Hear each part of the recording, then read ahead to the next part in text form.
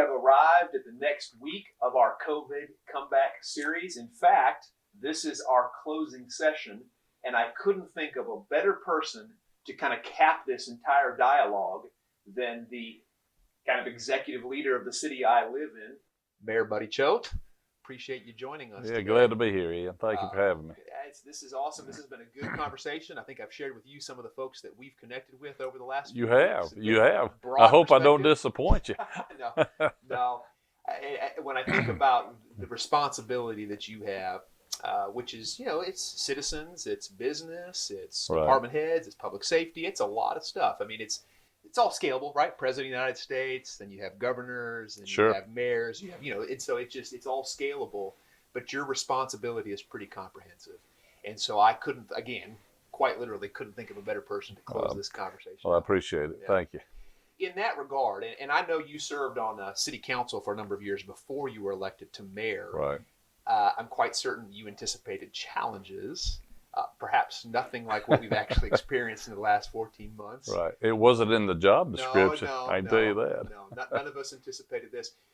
So in regards to COVID, 14 months, just the wild ride this has been, what would you say would be, if you could identify one single point of learning, like you just say, man, this is something that I've really taken away from this experience, and we're not quite done. Right?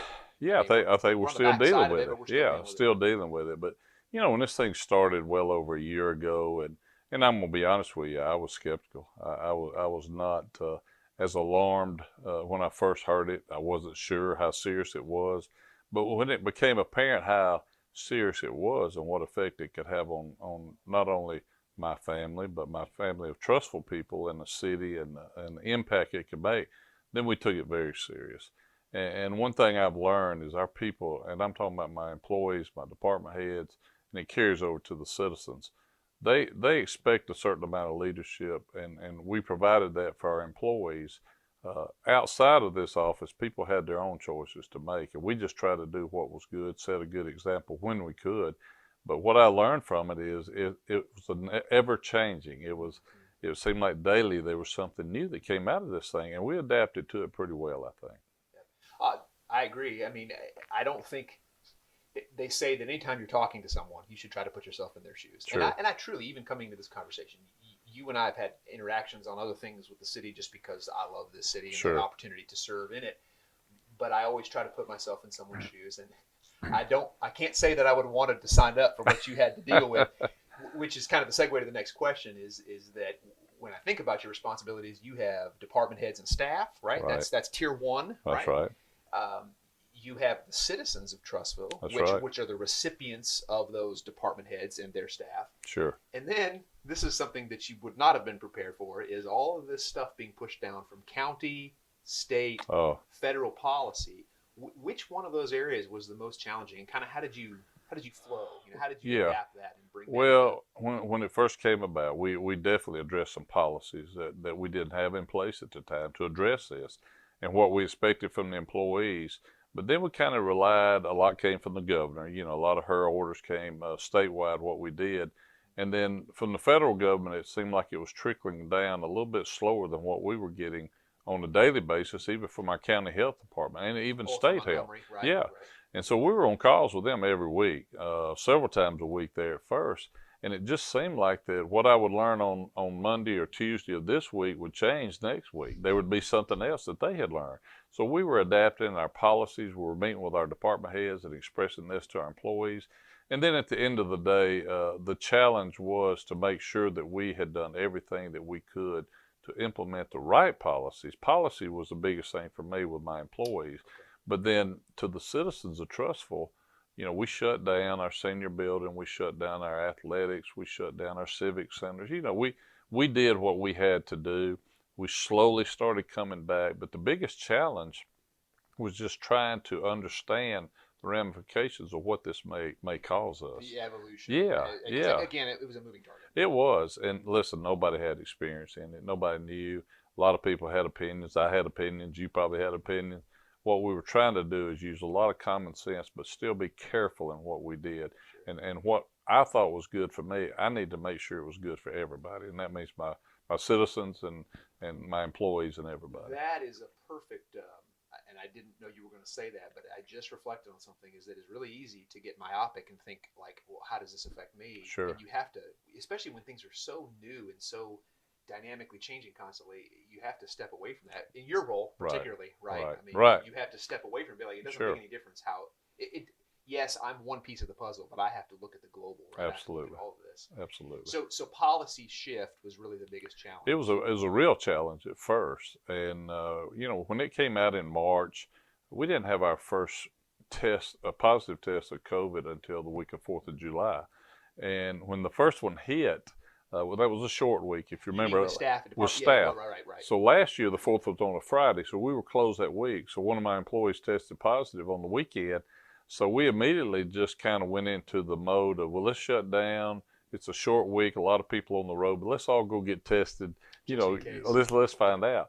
And from then on, once we came back, we never slowed down at City Hall. We mask mandated like everybody. We did our Zoom meetings for council meetings. But yeah, it was quite a change from that side of it. But just to see how we had to adapt, not only from policy, but from personal care and what we did. We had to reflect that not only to the employees, but to everybody that we showed interest in. Yeah, if I remember correctly, you played baseball, right? I did. This was a little bit like hitting a curveball, but the curveball curved twice or 3 times. More like a knuckleball. Yeah, that thing was moving all over the place. But yeah, that's a great analysis. And I know, because I live in Trussville, and I know some of our economics, we have a heavy presence of restaurant hospitality. Sure. And obviously those industries were impacted huge with COVID. Did the city, and I know a little bit of this, but like revenue crunch, I mean, that's, tax revenue is huge. Yeah. And if revenue slows down, that creates a challenge. We were very concerned. We were very concerned when, in March and April, we really went into the mode of, we don't know what to expect. Fortunately for us, Ian, we survived. We got through that. Our revenues remained steady. We actually made budget last year on our revenues. I remember that. And a lot of that, quite honestly, even though businesses were shut down, restaurants were 50% capacity, some businesses closed on us. Some of the other businesses were having record years. You know what I'm saying? There was some offset. They were offset. But then probably the biggest factor was people had to stay home, but they had to have a way to get what they wanted, so online shopping.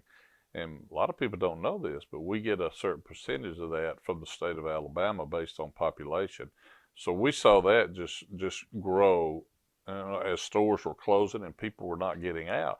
So that really helped us. And you put that together with what sales tax we did generate, we were able to survive. Now, we went into a mode from the city. We were very conservative in our budgets anyway. Paused some spending. We kind of paused some spending there for about 90 days to see where we were. And really, after we got past the first 90 to 120 days, we felt like that we had a good grip on it. This stems off of that. At what point do you think, and maybe you've not done this level of analysis, but let's say we were in a different state, not Alabama, sure. Because there's some places that were a lot more locked down. Yeah, still are, right? Yeah.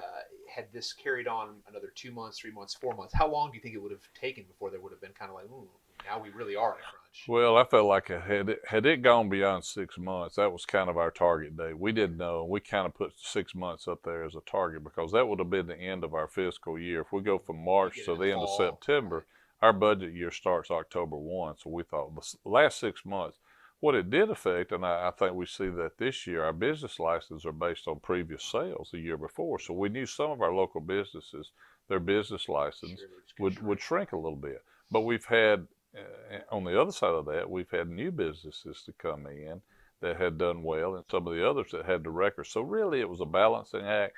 6 months, after 6 months, we were pretty confident going into our budget for last year that we were going to be okay. And I think this is a blessing. And I know you know this better than I do, for you and council, that Trussville is such a dynamic economy right now. Like we're an expanding economy. So I guess it's scalable. So yes, you may have some retraction, but your Retraction relative to other neighboring communities may be different because it's just there's so many people interested in this and what's happening downtown and just everything's happening in Trussville. And we draw, quite honestly, it's not all Trussville residents that support us. We have a lot of surrounding areas that depend on Trussville for shopping and different conveniences. County, East Jefferson County. Yeah, and we welcome them, but at the same time, we were in a good position with our downtown redevelopment. We got the pavilion opened up, and we were able to kind of expand some of that. But really, what we wanted to do is really support those small businesses that were struggling. We kept talking about that all along, and so some of them did better than others, obviously. But the few that we lost, unfortunately, I don't know how healthy they were to start with. So they may have been kind of borderline, but we survived it. We're blessed to be able to say that today, and I just got sales numbers for our last 2 months have been incredible. That's great. And now that people are out, everything is open. everybody's out, everything's open. I'm encouraged now to where we are as a city. It's kind of an interesting, exciting time, really. Yeah. So this is kind of two sides of the same coin. Reflectively, hindsight, anything that you learned that you would say, I would have done that differently, and I learned this and I'm going to apply it going forward. Like, in other words, you get what I'm saying is that, we could have done this a little bit differently or better, and maybe this is how we'll project going forward. And no one knows how long you'll be the mayor. Who knows? You know what I'm saying? I mean, but just if you just projected forward and said, this is something that I would say that applies to municipal government in Trussville going forward that we learned out of the last 14 months. I think from a municipal side, from what I learned is it's a totally different than in your personal life. So from a citywide responsibility and what I had the responsibility and what we had the responsibility for, I had to look at a bigger picture at that time than I had previously. In my lifetime, I had never gone through anything like this. And I'm not a young man anymore, but I've never gone through a nationwide pandemic like this before. I don't think you have many people that are alive that have, right? I mean, if you think Spanish flu, you're going back, that's someone that's I've heard about it. Years old that they were born. So the reality is there's probably really, essentially, statistically speaking, no one alive. So we joked earlier about it wasn't in the job description. So one thing I learned is you got to be able to adapt and you got to be able to respond to what's happening. And I think we did that. I think I had some good advice from some of my staff members here, to be honest with you.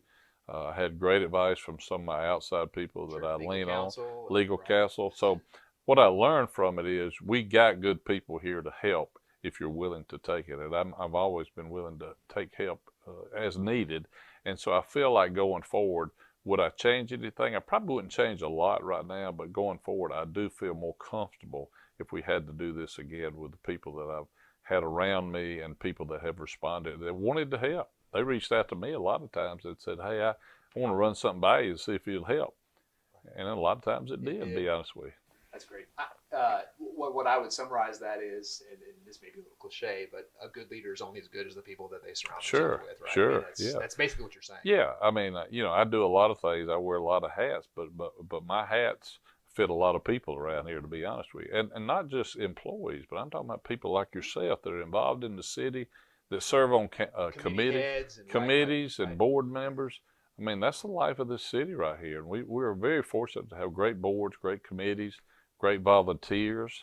And so I think the city's in a good position. If we have to address something like this again, I feel comfortable. Yeah. Let's hope we don't. I hope we don't. Not in your tenure, at least, right? Not in anybody's tenure. But it's been an experience. It has. And I hope that this continues to be rear view mirror. Me too. Not front windshield. Me and you both. I promise you. No more windshield with COVID.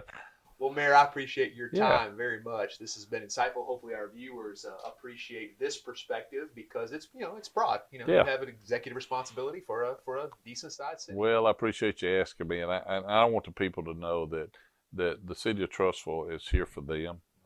That's who we serve. My council, my board members, my staff.